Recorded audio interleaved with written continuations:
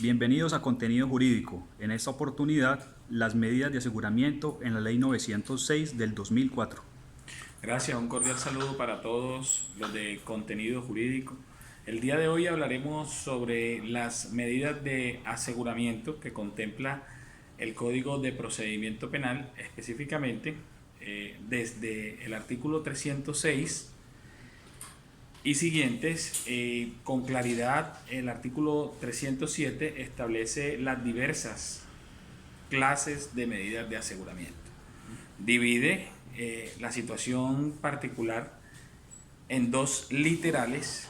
El primer literal son las medidas de aseguramiento invasivas, y del literal B establece o trata sobre las medidas de aseguramiento no privativas de la libertad. Dentro de las privativas de la libertad, es decir, las del literal A, contempla la medida de aseguramiento en establecimiento carcelario y la medida de aseguramiento en el lugar de residencia del imputado. En adelante, entonces, el segundo numeral contempla 9 posibilidades de medidas de aseguramiento no privativas de la libertad, que también contempla esta norma y la posibilidad de su imposición. Pero entonces conocemos que la libertad es un derecho fundamental y así exclusivamente será la última ratio la imposición de una medida de aseguramiento privativa de la libertad. Tienen que configurarse diversos factores para que se logre imponer una medida de aseguramiento en establecimiento carcelario o en el lugar de residencia. Y es básicamente las condiciones personales del individuo que lo hagan merecedor de esta medida de aseguramiento. Entonces, de allí, el artículo 308 contempla cuáles son las situaciones específicas en las que se amerita la imposición de una medida de aseguramiento. Este artículo 308 establece con claridad 3 numerales. Cuando la situación concreta y las condiciones especiales de la persona dan lugar a la imposición de la medida de aseguramiento intramural, pues deberá sustentarse como corresponde ante el juez de control de garantías posteriormente a la formulación de imputación.